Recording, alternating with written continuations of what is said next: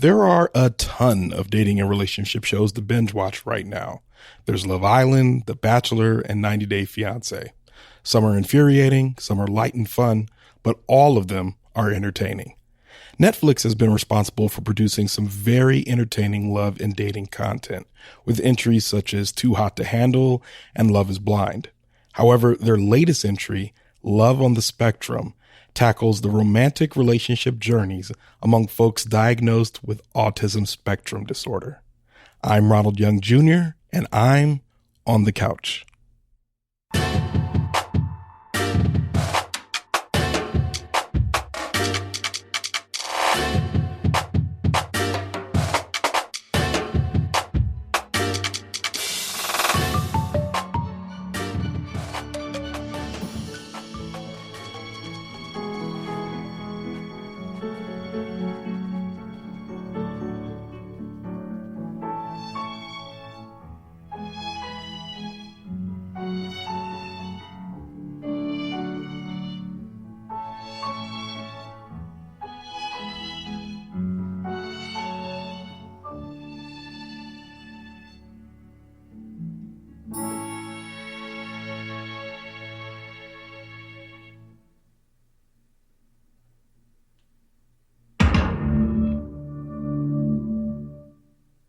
All right, this is Ronald, and I'm on the couch after watching Love on the Spectrum. This is a Netflix show, originally debuted in Australia in 2019, directed by Cian, produced by Karina Holden. We're still in pandemic. We're still thinking about, things to binge watch, and we've been watching a lot of things. Of course, you can watch Love Island. You can watch Love is Blind. You can watch 90 Day Fiancé, all the different iterations. You can watch The Bachelor. So many different types of dating shows to watch. So Love on the Spectrum, when I saw the preview, I was like, okay, so they're about to show us a dating show with folks. And the premise of the show is that it is following about 9 people who are all diagnosed with autism spectrum disorder. So they fall somewhere on the autism spectrum, which varies. For some people, it's to a much higher degree than others, but they're all autistic in some way. And let me just say, anything that I say, I'm not that familiar with autism. Besides what I've read and what I've seen, I don't have any, and I don't know, because no one's revealed to me that they've been diagnosed with autism that I'm close with in my life or anything like that. So if I say anything, it's out of pure ignorance. If I say anything wrong, it's out of ignorance. Charge it to my head and not my heart. Not my intention to be offensive. And if I am, please reach out to me, correct me, so I don't make the same mistake again. And I'm saying all that to say, because I'm talking about a show with folks who are on the autism spectrum, and they are also pursuing relationships. So when you see the previews for this, I think my first thought was, is this going to be exploitative? What are we about to watch? Am I going to feel yucky watching this? Because there's a lot of shows that feel exploitative. 90 Day Fiancé to me feels exploitative. It feels like they find people who are in desperate situations and then chronicle them making terrible decisions. Watching 90 Day Fiancé is a yucky experience. And I expected that I wouldn't watch maybe more than 10 minutes of the show and be like, of Love on the Spectrum. And I would be like, this is yucky. I can't do this.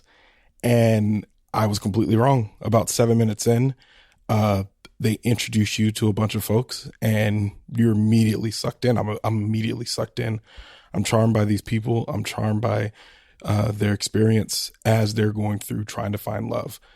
What I found is probably one of the best parts of this show is that it's as much a show about autism, period, and it's as much a show about dating, period, as it is a show about folks with autism dating. And I say it because over the course of these 5 episodes, I felt like I actually learned more about autistic people and their experiences than I have, in a lifetime of reading things and picking up things from folks who talk about it, or, in your travels where you just kind of hear things. I've learned more in this 5 episodes, and it made me more curious about autism spectrum disorder. And I have so many questions. I'd love to talk to an autistic person and hear more about their experiences, all that. And it opened a window to a world that I didn't know much about. And I thought that was very gracious of the people on the show. That was very gracious of the people making the show. The people making the show go at great lengths to not be exploitative. They're very kind. And you can tell in the way that they're filming, in the way that they're interviewing their questions, in the music they're selecting, in the scenarios that these folks are put in, all of it, you can tell that it's done with such a kind and tender eye. And you're not meant to, you're going to feel emotional. The only emotion I didn't feel was anger, which when I watch these dating shows, I don't ever watch these shows without feeling angry at some point. Somebody says something, somebody's up to no good, somebody's here for the wrong reasons, all that stuff. I felt sadness sometimes. I felt extreme joy. I felt happiness. There's just so many other emotions while watching the show. I teared up, I cried, I got goosebumps a few times. Watching this show is it felt so warm and it felt so good. Like you sit here and I think watching the portions of, and I think it's kind of cliche to say, oh, these folks have triumphed after great lengths. They are triumphant. Look at them.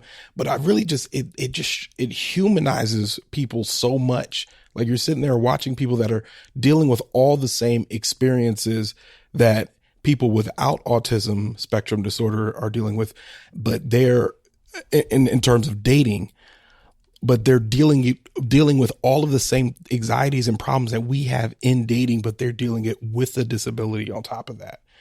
And that they're navigating it so well that's what makes it kind of like that's what makes it warming to watch.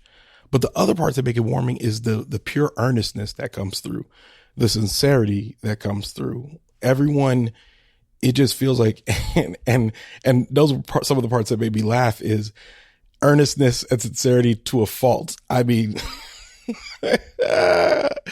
I hope this isn't a spoiler, but there's one scene where one of the characters is practicing going on a date with her mother, and she walks up to her mother, she shakes her hand, and the mother's like, wow, your grip's really tight. It's like, you don't need to squeeze that hard. And she says, well, you don't have a good grip because you're old. And I laughed so hard. I'm fairly certain she was joking, but it was just, there were several times in which the earnestness and the bluntness that comes through. That's the real heart of this show, where you're watching people and you truly get the sense that they are being honest and earnest. And it's in a way that with other dating shows, you always feel like they're up to something. You never trust them completely. And I'm looking at you, 90 Day Fiance. You just see these relationships and you're like, there's no way you love this person. This is about money. This is about something else. There's an ulterior motive going on here somewhere. And here I am watching this dating show and it feels like there's no ulterior motive. And that feels good. That feels good to watch. And I think that's one of my favorite parts about watching this show.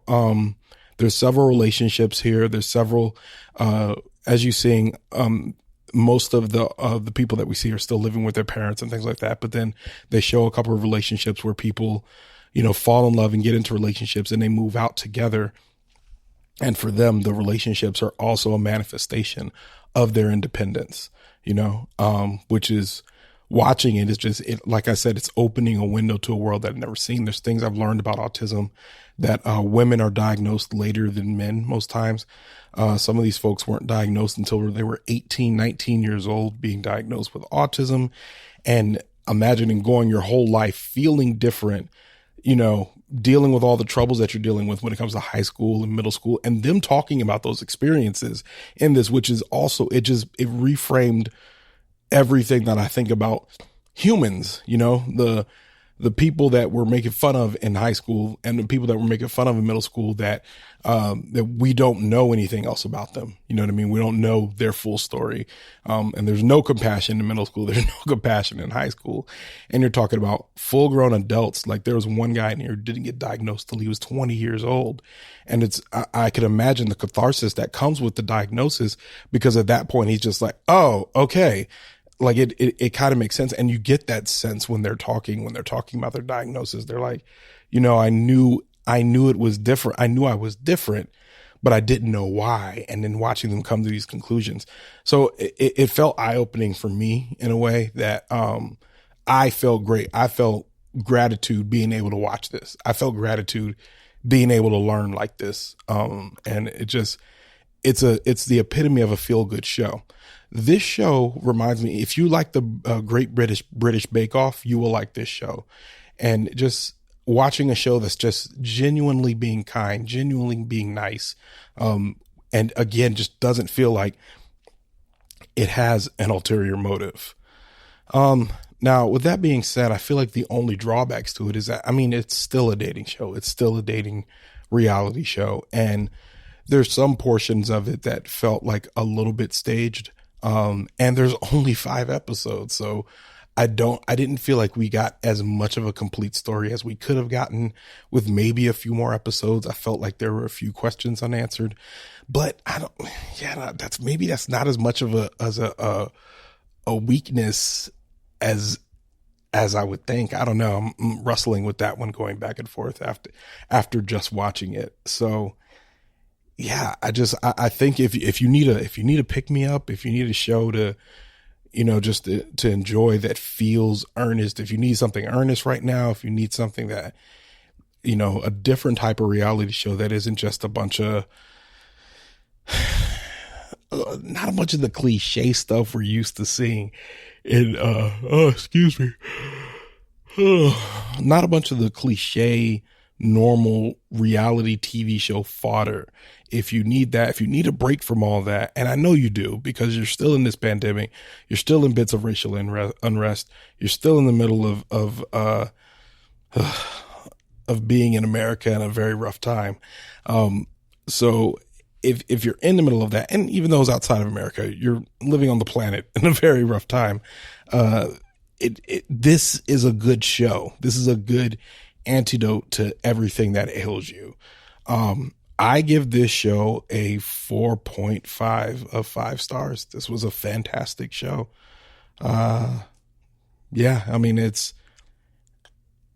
I have very, very few complaints, and it's very hard to articulate those complaints. The show's not perfect, but it's hard to articulate why it's not perfect, which I know somebody's probably screaming at me, then give it 5 stars. And I can't quite do that, because it's kind of one of those, I'll know it when I see it. But the show is great. You should watch it. Watch it with your kids. Watch it with your grandparents. Watch it with your cats, your dogs. Watch it, with whomever you choose to watch this show with. Great show. Great show. And with that, Leaving the Theater is a production of ohitsBigRon Studios. Theme music by the mysterious Breakmaster Cylinder. To find out more about this show and other ohitsBigRon Studio shows, follow me on Twitter and Instagram at ohitsBigRon. That's at ohitsBigRon. If you like this show, check out our sister show, Time Well Spent. Leaving the Theater will be back soon, but until then, I'll be here on the couch.